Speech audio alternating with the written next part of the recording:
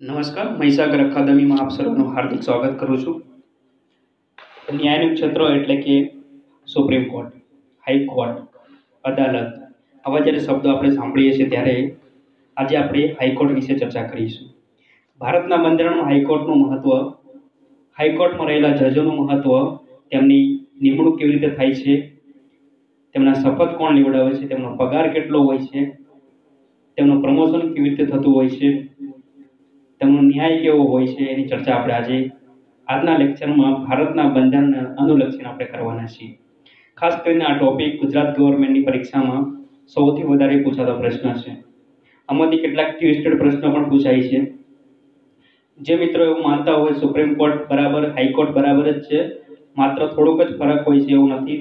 આપણે કેટલો બધો ફરક હોય છે અને અલગ અલગ આપણે તારવીને જોઈશું. ખાસ કરીને આપણે અહીંયા ચર્ચા કરીશું, ફોકસ રાખીશું પરીક્ષાને ધ્યાનમાં રાખીને. તો શરૂઆત કરીએ છીએ હાઈકોર્ટ વિશે. તમે આ ચિત્રની અંદર દ્રશ્યમાન જોઈ શકો છો, ગુજરાત હાઈકોર્ટનું પિક્ચર છે. ભારતના બંધારણમાં ભાગ નંબર 6 માં રાજ્યની વાત કરવામાં આવી છે, ભાગ નંબર 5 માં સંઘની વાત કરવામાં આવી છે. ભાગ નંબર 5 માં સંઘની વાત કરવામાં આવી છે ત્યારે આપણે સુપ્રીમ કોર્ટ વિશે ચર્ચા કરી હતી. સુપ્રીમ કોર્ટની દરેક બાબત આપણે ઝીણવટપૂર્વક જોઈ છે અને પરીક્ષાને અનુલક્ષીને જોઈ છે. હું માનું ત્યાં સુધી આવનારી કોઈ પણ પરીક્ષા હોય, આપણા લેક્ચરમાંથી જો પ્રશ્ન પૂછાશે તો આપણા લેક્ચરમાંથી જરૂર પૂછાશે.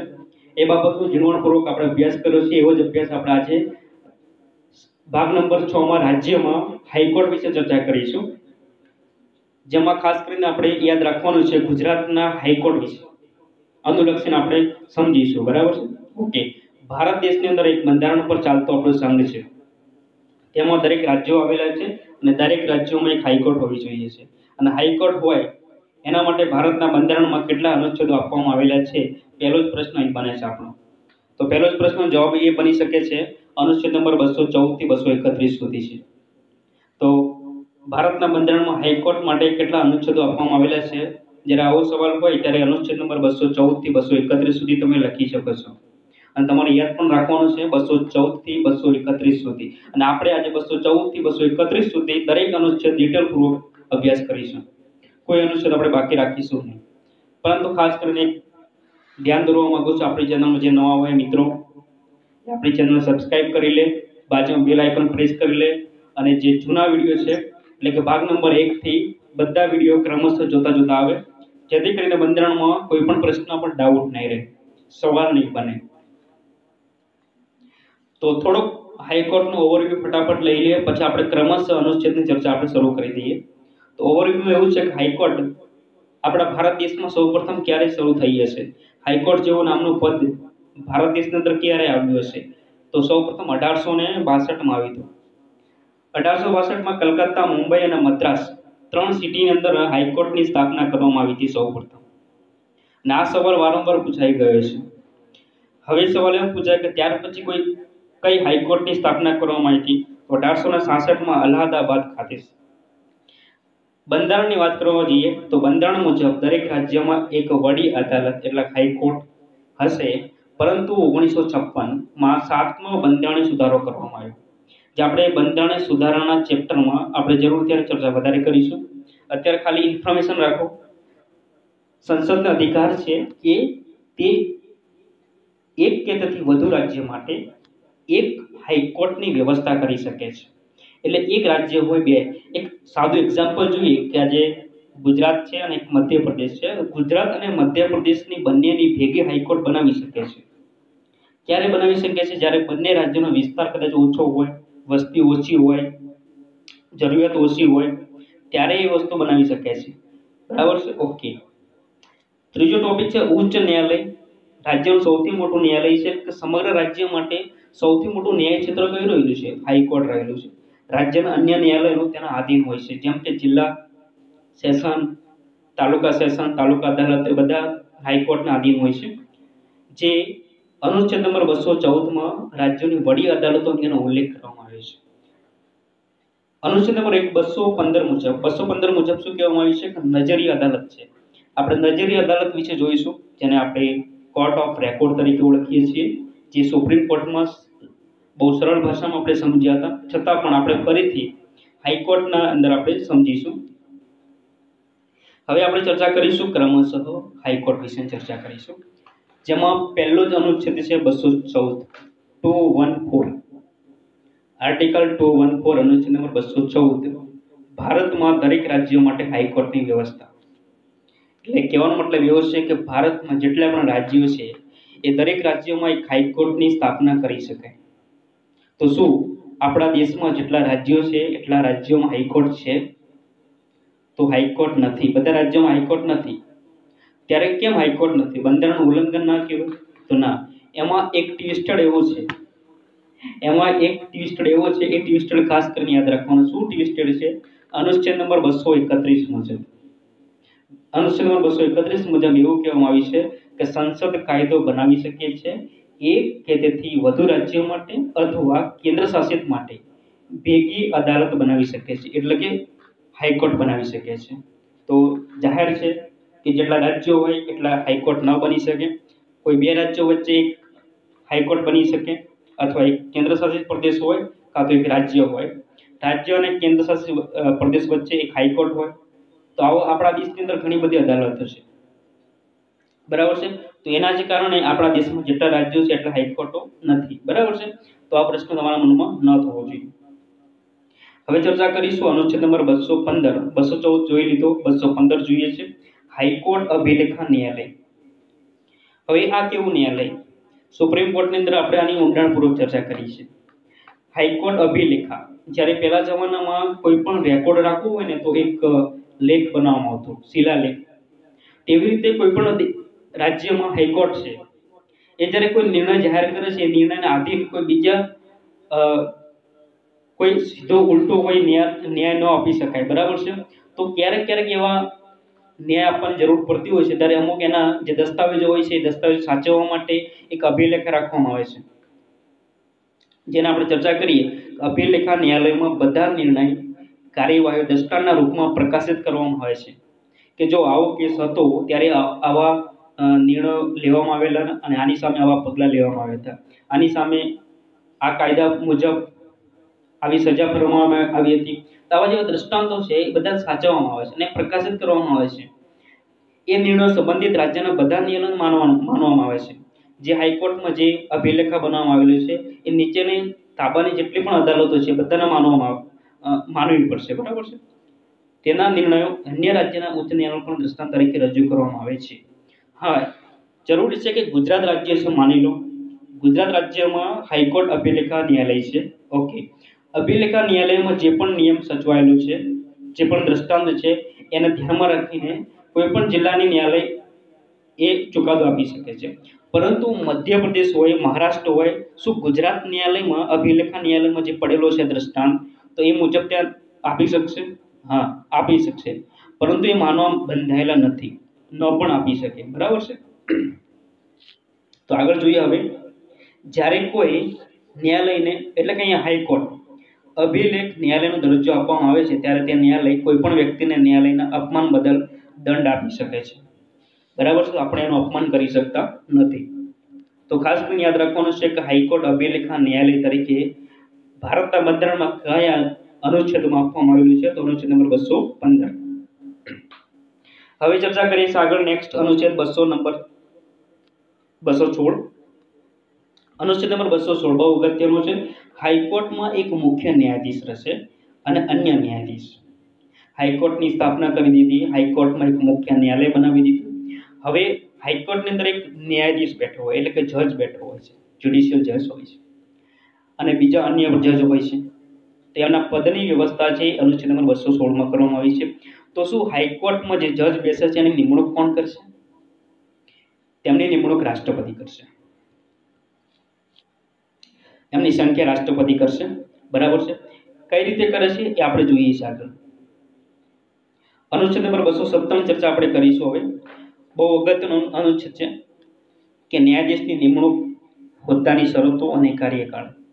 ધ્યાનથી સાંભળજો. અનુચ્છેદ નંબર 216માં હાઈકોર્ટમાં એક મુખ્ય ન્યાયાધીશ અને અન્ય ન્યાયાધીશ હોવો જોઈએ, બરાબર છે. આની વાત કરવામાં આવી છે. જ્યારે 217માં ન્યાયાધીશની નિમણૂક, હોદ્દાની શરતો અને કાર્યકાળ, આના વિશે ચર્ચા કરવામાં આવી છે. તો ખાસ કરીને યાદ રાખવાનું છે, ટ્વિસ્ટેડ પ્રશ્ન છે, મુખ્ય ન્યાયાધીશની નિમણૂક રાષ્ટ્રપતિ દ્વારા કરવામાં આવશે.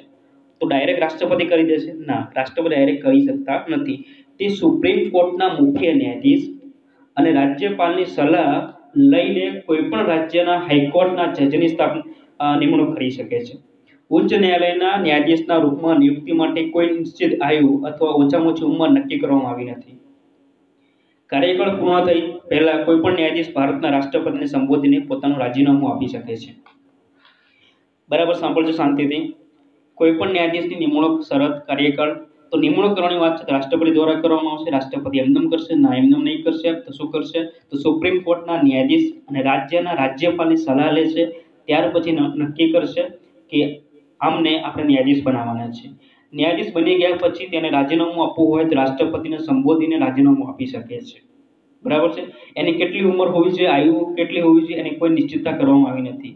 પરંતુ એક બાબત ચોક્કસ કરવામાં આવી છે જે આપણે આગળ જોઈશું.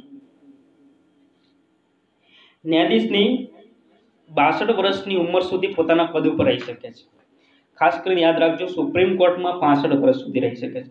સુપ્રીમ કોર્ટનો જજ હોય છે એની ઉંમર 65 વર્ષ સુધી ચાલી શકે છે. જ્યારે કોઈ પણ હાઈકોર્ટ હોય, એટલે કોઈ પણ રાજ્યના હાઈકોર્ટ હોય એના મુખ્ય જજની છે ઉંમર 62 વર્ષ પછી તે પદ ઉપર રહી શકતા નથી.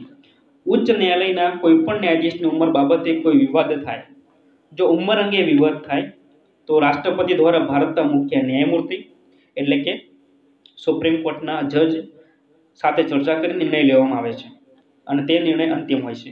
એટલે કે કોઈ પણ જજ બનાવવામાં આવે હાઈકોર્ટના, એ જજ બનાવતી વખતે કોઈ ઉંમરને લઈને કોઈ વિવાદ ઊભો થાય તો વિવાદનો ચુકાદો કરવા માટે સુપ્રીમ કોર્ટના જજ અને રાષ્ટ્રપતિની વિચારણા પર જ રહેશે. પરંતુ એવું જનરલી નક્કી કરવામાં આવ્યું છે કે 45 વર્ષ કરતાં વધુ ઉંમર ધરાવતો વ્યક્તિ જ 45 વર્ષ કરતાં વધુ ઉંમર ધરાવતો વ્યક્તિ જ કોઈ પણ હાઈકોર્ટનો જજ બની શકે છે. એટલે અહીંયા આ ઉંમરને લઈને કોઈ પણ પ્રશ્ન રહેતો નથી. અને લાયકાત કેવી હોવી જોઈએ? હાઈકોર્ટના જજ બનવું તો લાયકાત કેટલી હોવી જોઈએ? તો ઓછામાં ઓછા 10 વર્ષનો અનુભવ હોવો જોઈએ. કઈ જગ્યાએ અનુભવ હોવો જોઈએ? તો ન્યાય તરીકે અનુભવ હોવો જોઈએ, અથવા કોઈ પણ નીચેની અદાલતમાં જજ તરીકે કામ કરેલું હોવું જોઈએ. આ બધી કન્ડિશનો ફોલો કરતી હોવું જોઈએ. રાષ્ટ્રપતિના મત મુજબ તે કમ્પ્લીટલી ન્યાય તરીકે એક એના બધી જે પણ પદો છે તમામ એને ફૂલફિલ થવા જોઈએ. ત્યાર પછી ચર્ચા કરીશું આપણે કે કોઈ પણ હાઈકોર્ટનો જજ હોય છે એને આપણે દૂર કરવા છે, હટાવવા છે.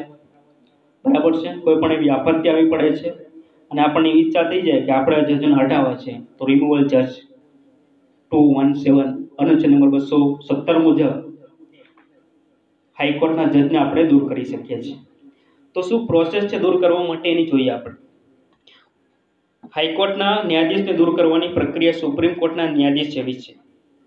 મિત્રો, જ્યારે આપણે ચર્ચા કરી હતી કે રાષ્ટ્રપતિ હોય, સુપ્રીમ કોર્ટના જજ હોય, હાઈકોર્ટના જજ હોય, કાં તો કેગ હોય, આ લોકોને દૂર કરવા હોય તો મોટી એવી પ્રક્રિયા કરવી પડતી હોય છે. જે પ્રક્રિયાને આપણે એક નામ આપેલું મહાભિયોગ જેવી પ્રક્રિયા.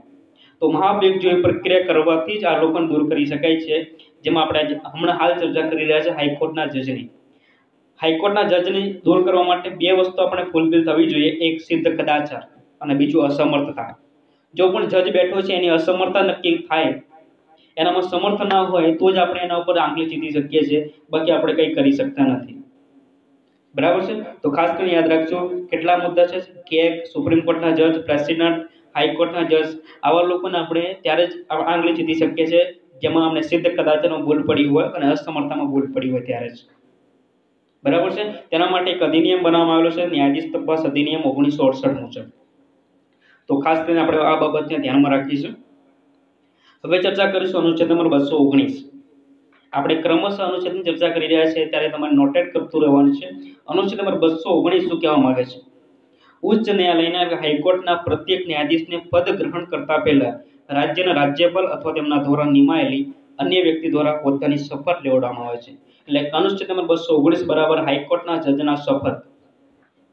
ટૂંકમાં યાદ રાખી શકો છો, અનુચ્છેદ નંબર 219 બરાબર હાઈકોર્ટના જજના શપથ. બરાબર છે. ઓકે, અહીંયા તમને એક બાબત ક્લિયર કરાવી લઉં. એક બાબત રિવિઝન પણ થઈ જશે તમારી કે જ્યારે રાજ્યપાલને શપથ કોણ લેવડાવે છે? રાજ્યપાલને શપથ હાઈકોર્ટના જજ લેવડાવે છે. અને જ્યારે હાઈકોર્ટના જજને શપથ કોણ લેવડાવે છે? રાજ્યપાલ લેવડાવે છે. તો અલ્ટરનેટિવ ઊંધું જ છે, બરાબર, એકબીજાને પર્યાય છે. રાજ્યપાલને શપથ લેવાનો હોય ત્યારે હાઈકોર્ટના જજ આવશે, ત્યારે હાઈકોર્ટના જજને શપથ લેવાના હોય છે ત્યારે રાજ્યપાલ આવશે. તો આ બાબત આપણે યાદ રાખીશું. પરંતુ હાઈકોર્ટના જજને શપથ લેવાના છે તો એ રાજ્યપાલ લેવડાવે છે. એ અનુચ્છેદ નંબર 219 માં આપવામાં આવેલું છે. હવે ચર્ચા કરીશું 220 અનુચ્છેદ નંબર 220 ની ચર્ચા કરીશું. હાઈકોર્ટના સ્થાયી ન્યાયાધીશ પોતાની સેવા નિવૃત્તિ પછી સર્વોચ્ચ ન્યાયાલય અને અન્ય ઉચ્ચ ન્યાયાલયોના ઉપરાંત સંપૂર્ણ ભારતમાં ક્યાંય કોઈ પણ ન્યાયાલય અથવા સંસ્થામાં વકીલાત કરી શકશે નહીં. ભારતના બંધારણમાં અનુચ્છેદ નંબર 220 માં એવું કહેવામાં આવ્યું છે કે કોઈ પણ હાઈકોર્ટમાં જ્યારે જજ બને છે, જજ બન્યા પછી એની નિવૃત્તિ થઈ જાય છે. નિવૃત્તિ થયા પછી તે કોઈ પણ અદાલતમાં, રાજ્ય હોય કે દેશ હોય કે કોઈ પણ કોર્ટ હોય, એમાં કેસ લડી શકતો નથી અથવા અભ્યાસ પણ કરી શકતા નથી. સેવા નિવૃત્તિ એટલે નિવૃત્તિ છે, બરાબર છે. જ્યારે ભારત સરકારને જરૂર પડશે ત્યારે એમને બોલાવશે, બાકી એમને કોઈ જગ્યાએ કામ કરવાનું નથી, કોઈ જગ્યાએ એમને અદાલતમાં ભાગ ભજવવાનો નથી. સંપૂર્ણ નિવૃત્તિ જાહેર કરવામાં આવે છે અનુચ્છેદ નંબર 220 મુજબ. અનુચ્છેદ નંબર 221 ની વાત કરીશું તો પગાર અને ભથ્થાની ચર્ચા કરવામાં આવી છે. તો હા મિત્રો, આપણે એ પણ જાણવું જરૂરી છે કે જ્યારે હાઈકોર્ટમાં જજ હોય તેમનો પગાર કેટલો હોય, બરાબર છે, એનો ભથ્થા કેવા હોય છે, બરાબર છે, કઈ રીતે મળે છે, એ ચર્ચા આપણે આજના લેક્ચરમાં હમણાં હાલ જ કરવાના છે. તો જોઈએ આપણે, કોઈ પણ રાજ્ય હોય એ હાઈકોર્ટના જજનો મુખ્ય ન્યાયાધીશનો પગાર 2,50,000 છે અને અન્ય જે ન્યાયાધીશો હોય છે એમનો પગાર 2,25,000 હોય છે. આ વખતો વખત સંસદ દ્વારા નક્કી કરાયેલા પગાર ઉચ્ચ ન્યાયાલયના ન્યાયાધીશોને મળતો હોય છે. એટલે કે સંસદ દ્વારા નક્કી કરવામાં આવે છે કે અમને કેટલો પગાર આપવો જોઈએ. પરંતુ આપણને આ બધાને ખબર છે કે મુખ્ય ન્યાયાધીશને 2,50,000 રૂપિયા મળે છે અને અન્ય ન્યાયાધીશને 2,25,000 મળે છે. પરંતુ ટ્વિસ્ટેડ આમાંથી પ્રશ્ન વારંવાર પૂછાય છે. ટ્વિસ્ટેડ પ્રશ્ન એવો પૂછાય છે કે શું એ પગારમાં ફેરફાર ન્યાયાધીશની નિમણૂક કર્યા પછી એ પગારમાં ફેરફાર કરી શકાય છે? આ ટ્વિસ્ટેડ પ્રશ્ન છે. તો મિત્રો યાદ રાખજો ખાસ કરીને કે ન્યાયાધીશની નિમણૂક થઈ જાય, જજ બની ગયા, નિમણૂક થઈ ગયા, તો એમના પગાર, ભથ્થા, રજા, પેન્શન કોઈ જ એમાં ફેરફાર કરી શકાતો નથી. જે પગાર નક્કી કરવામાં આવેલો જ હોય, જે દિવસે બેઠા પછી એમનો પગારમાં કોઈ પણ પ્રકારનો ફેરફાર કરવામાં આવતો નથી. આ જે ટ્વિસ્ટેડ છે ખાસ યાદ રાખવા જેવું છે. એટલે કે ન્યાયાધીશની નિમણૂક પછી તેના પગાર, ભથ્થા, રજા, પેન્શન વગેરે કોઈ પણ બાબતનો ફેરફાર કરી શકાતો નથી. હવે આપણે ચર્ચા કરીશું અનુચ્છેદ નંબર 222 મુજબ 222 એટલે કે હાઈકોર્ટના જજની બદલી. 222 એટલે હાઈકોર્ટ જજના બદલી. જ્યારે ન્યાયાધીશની બદલી કરવાની વાત હોય ત્યારે કઈ બાબત ધ્યાનમાં રાખવાની છે? તો રાષ્ટ્રપતિ કરશે બદલી, બરાબર છે. રાષ્ટ્રપતિને આપણે જણાવવું પડશે. સર્વોચ્ચ ન્યાયાલયના કોલેજિયમ તથા એક ઉચ્ચ ન્યાયાલયમાં મુખ્ય ન્યાયાધીશ જ્યાં બદલી કરવાની છે ત્યાં ઉચ્ચ ન્યાયાલયના મુખ્ય ન્યાયાધીશ સલાહ લે છે. એટલે કે ગુજરાત હાઈકોર્ટની વાત કરીએ, બરાબર છે, કોઈ જજ છે એને જ્યારે બદલી કરવાની હોય નીચેના અદાલતોમાં, બરાબર છે, તો એની મુખ્ય સલાહ લે છે, મુખ્ય ન્યાયાધીશની સલાહ લેવામાં આવશે. ત્યાર પછી રાષ્ટ્રપતિ નક્કી કરશે કોલેજિયમ પ્રણાલી મુજબ. બરાબર, અને બહુ નાની એવી પ્રોસેસ છે. હવે આપણે ચર્ચા કરીશું અનુચ્છેદ નંબર 223 કાર્યકારી મુખ્ય ન્યાયાધીશ.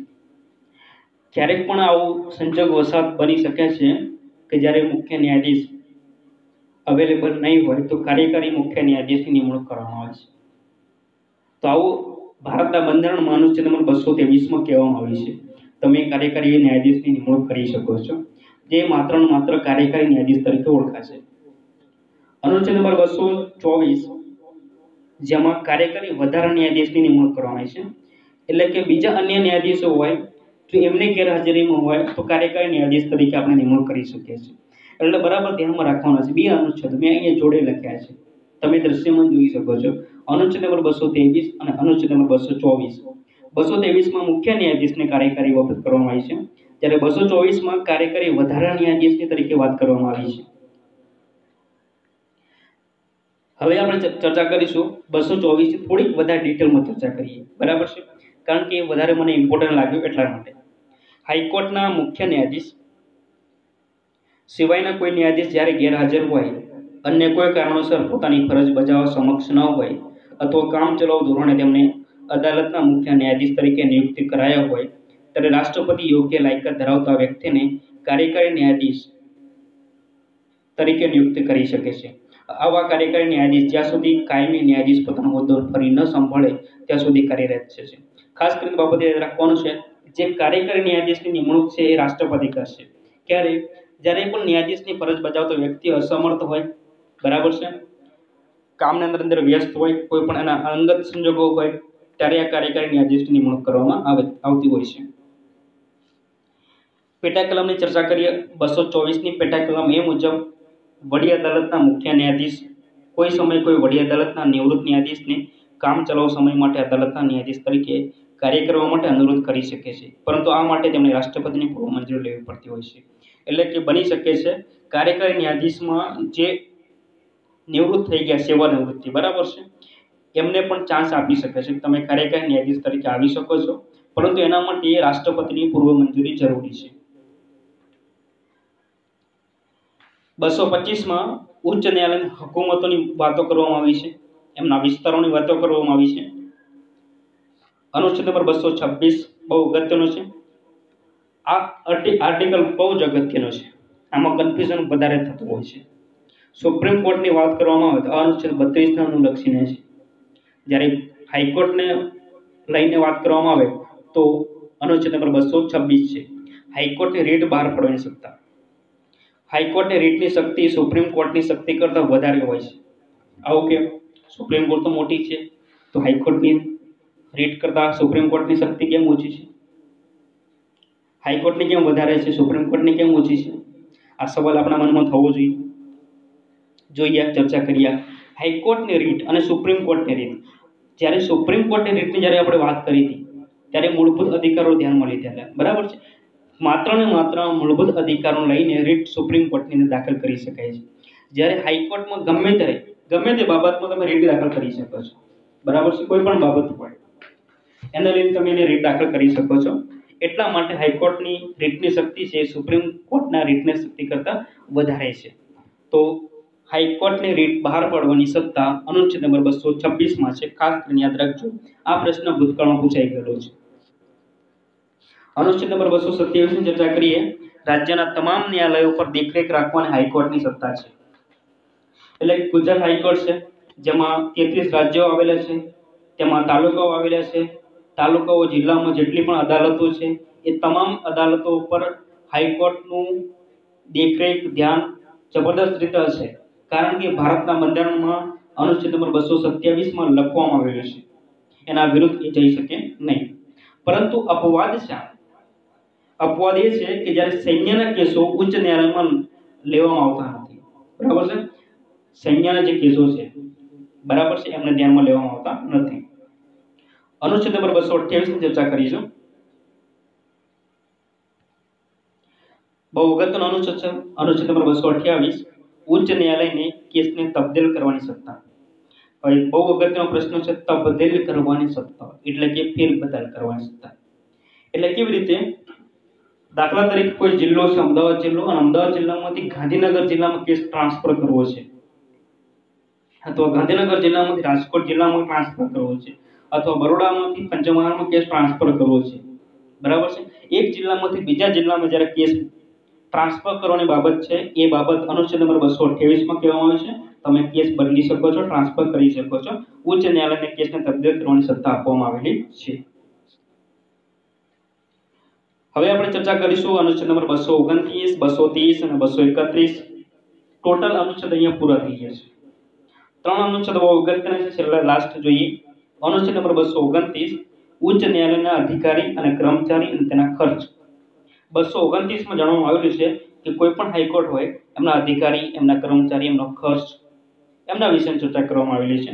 જ્યારે 230માં હુકુમતની વિસ્તાર વાત કરવામાં આવી છે. 231માં ખાસ કરીને બહુ ઇમ્પોર્ટન્ટ છે, 2 કે તેથી વધુ રાજ્યો કે કેન્દ્ર શાસિત પ્રદેશ માટે ઉચ્ચ ન્યાયાલયની વ્યવસ્થા કરવામાં આવી શકે છે. તો આ બધી બાબતો હાઈકોર્ટને લઈને સબસ્ક્રાઇબ અવર ચેનલ. ખાસ કરીને આપણે અહીંયા ધ્યાનમાં લીધું છે દરેક બાબતો. હવે આપણે ચર્ચા કરીશું કેટલીક અગત્યની બાબતો છે હાઈકોર્ટને લઈને, જે હું નેક્સ્ટ પાર્ટમાં તમને બતાવવાનું છે, તો આપણે ચર્ચા કરી લઈએ કેન્દ્ર શાસિત પ્રદેશોમાં એકમાત્ર દિલ્હી છે કે જેને પોતાની સ્વતંત્ર વડી અદાલત હોય છે. બાકીના કેન્દ્ર શાસિત પ્રદેશો નજીકના રાજ્યોની વડી અદાલતના અધિકાર ક્ષેત્રમાં સમાવવામાં આવ્યા છે. એટલે તમને બધાને ખબર છે કે દિલ્હીમાં પોતાની એક સ્વતંત્ર અદાલત છે, એ એક કેન્દ્ર શાસિત પ્રદેશ છે. બાકીના બધા જે કેન્દ્ર શાસિત પ્રદેશો છે એમને કોઈ સ્વતંત્ર અદાલત નથી. છેલ્લે આપણે જ્યારે કરંટ અફેર જોતા હોય છે, ત્રિપુરા, મણિપુર અને મેઘાલયમાં હાઈકોર્ટની રચના થઈ વર્ષ 2013માં સંસદ દ્વારા કરવામાં આવી હતી. એટલે કે અત્યારે જોવા જઈએ તો કુલ 24 સંખ્યા થઈ છે. 24 હાઈકોર્ટની રચના થઈ છે. ભારતનું સૌથી મોટું હાઈકોર્ટ જો હોય તો અલ્હાબાદમાં છે. બરાબર છે. એક જીકેનો પ્રશ્ન લઈ લઈએ. ઉચ્ચ ન્યાયાલયમાં મુખ્ય ન્યાયાધીશ પદ પર નિમણૂક પામનાર સૌપ્રથમ મહિલા કોણ હતા? તો લીલા શેઠ, લીલાબેન શેઠ. હાઈકોર્ટમાં ન્યાયાધીશ પદ પર નિમણૂક પામનાર સૌપ્રથમ મહિલા કોણ હતા? સૌપ્રથમ મહિલા તો અન્ના ચાંડી હતા. હવે ફરીથી બોલું છું, હાઈકોર્ટમાં મુખ્ય ન્યાયાધીશ તરીકે એટલે કે મુખ્ય ન્યાયાધીશ એટલે કે મુખ્ય જજ તરીકે સૌપ્રથમ મહિલા તો લીલા શેઠ, અને માત્ર ન્યાયાધીશ પૂછે તો અન્ના ચાંડી. આ બે પ્રશ્નો જીકેના ટ્વિસ્ટેડ પ્રશ્ન છે. બરાબર છે. બંને આપણને એમ લાગશે કે બંને સૌપ્રથમ છે, પણ જ્યારે મુખ્ય ન્યાયાધીશ સૌપ્રથમ પૂછે તો લીલા શેઠ લખવાનું છે, અને માત્ર ન્યાયાધીશ પૂછે તો અન્ના ચાંડી લખવાનું છે. બરાબર છે. આપણે ગુજરાતની વાત તો કરવાની જ પડશે. ગુજરાતનો પ્રથમ ન્યાયાધીશ કોણ હતા? સુંદરલાલ ત્રિખમભાઈ દેસાઈ. ગુજરાતના પ્રથમ મુખ્ય ન્યાયાધીશ સુંદરલાલ ત્રિખમભાઈ દેસાઈ. બરાબર છે. ઓકે. એક બીજી ન્યૂઝ છે. 2015માં હાલમાં થોડા વર્ષો પહેલા ગુજરાત હાઈકોર્ટમાં જેબી પારડીવાલા એમના વિશે એક ટિપ્પણી કરવામાં આવી. એટલે રાજ્યસભાના સભ્ય દ્વારા તેમને વિરુદ્ધ પદ ઉપરથી દૂર કરવા માટે પ્રસ્તાવ મૂકવામાં ની વિચારણા કરવામાં આવી હતી. પરંતુ એ પ્રસ્તાવ મુકાય એ પહેલા ટિપ્પણી પાછી ખેંચી લેવામાં આવી, એટલે એ પ્રસ્તાવ મૂકવામાં આવ્યો નહોતો.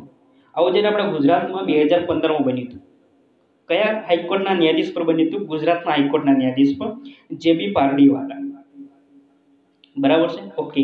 બીજી એક વાત તમને કહેવી છે કે ભારતના ન્યાયતંત્રના ઇતિહાસમાં 2017માં સિટિંગ જજ કલકત્તા હાઈકોર્ટના ન્યાયાધીશ ચિન્નાસ્વામી સ્વામીનાથન કરણન સામે અદાલતના અવમાનના કમ્પ્લીટ ઓફ કોર્ટ કહેવાય ની કાર્યવાહી કરવામાં આવી હતી અને 6 મહિનાની જેલની સજા કરવામાં આવી હતી. બરાબર છે. ખાસ કરીને ફરીથી બોલું છું કે ભારત ન્યાયતંત્રના ઇતિહાસમાં 2017માં સિટિંગ જજ કલકત્તા હાઈકોર્ટના ન્યાયાધીશ ચિન્નાસ્વામી સ્વામીનાથન કરણન, બરાબર છે, એમને સામે અદાલતના અવમાનન જેને આપણે કહીએ છીએ કમ્પ્લીટ ઓફ કોર્ટ ની કાર્યવાહી કરવામાં આવી અને 6 મહિનાની જેલની સજા કરવામાં આવી હતી. બરાબર છે. તો આ કેટલીક બાબતો આપણે હાઈકોર્ટને લઈને હતી. તો મેં સંપૂર્ણ માહિતી આજના લેક્ચરમાં મેં તમને સમજાવવાનો પ્રયત્ન કર્યો છે. બરાબર છે. ઓકે. તો ભાગ નંબર 6માં 214 થી 231 સુધીમાં જે પણ અગત્યની બાબતો હતી એ આપણે ચર્ચા કરી. બરાબર છે. થોડુંક આપણે રિવિઝન લઈ લઈએ ફટાફટ, જેથી કરીને આપણને થોડુંક ફ્લેશબેક થઈ જાય. જોઈએ રાજ્યપાલની 214માં રાજ્ય માટે ન્યાયાલયની વાત કરવામાં આવી, 215માં રેકોર્ડ ન્યાયાલયની વાત કરવામાં આવી. બરાબર છે. 216માં ઉચ્ચ ન્યાયાલયની રચના, 217માં ન્યાયાધીશની નિમણૂક, હોદ્દાની શરતો, 218માં કેટલીક જોગવાઈઓ, 219માં શપથ, 220માં ઉચ્ચ ન્યાયાધીશ થયા પછી વકીલાત કરવા પર નિયંત્રણ, 221માં ન્યાયાધીશના પગાર, 222માં ફેરબદલી, 223માં કાર્યકારી મુખ્ય ન્યાયાધીશની નિમણૂક, 224માં વધારાની ન્યાયાધીશની નિમણૂક, 224 પેટા કલમ 1 પણ જોઈ. બરાબર. નિવૃત્ત ન્યાયાધીશની નિમણૂક પણ કરી શકાય છે. 225માં હકુમતની ચર્ચા કરી. 226માં રીટ કાઢવાની સત્તા, 227માં ડિક્રી રાખવાની સત્તા છે નીચેની અદાલતો ઉપર, 228માં તબદીલ કેસ એક જિલ્લામાંથી બીજા જિલ્લામાં લઈ જવા માટે, 229 ઉચ્ચ ન્યાયાલયના અધિકારીઓ અને કર્મચારીઓ અને તેના ખર્ચ વિશે વાત કરવામાં આવી હતી, અને 230માં કેટલાક હકુમતની વિસ્તાર એટલે કે સંઘ રાજ્ય ક્ષેત્રો સુધી ન્યાયાલયની હકુમતનો જ્યારે વિસ્તાર કરવાની વાત હોય ત્યારે એ બાબતની વાત કરવામાં આવી. 231માં 2 કે વધુ રાજ્યો માટે એક જ હાઈકોર્ટની સ્થાપના થઈ શકે છે, આ બધી બાબતો આપણે અહીંયા જોઈ. ઓકે, તો હું આશા રાખું છું કે ભાગ નંબર 6 માં હાઈકોર્ટની જે પણ ચર્ચા કરી એ તમને ખ્યાલ આવી ગયો હશે. એક કરતાં બે આપણે આ વિડીયો જોઈ શકીએ છીએ. 2 કે તેથી 3 વખત વિડીયો જોતા તમામ અનુચ્છેદો આપણને મોઢે યાદ રહી જશે. તો નેક્સ્ટ વિડીયોમાં આપણે મળીએ ત્યાં સુધી હું રજા લઉં છું. જય હિન્દ, જય ભારત.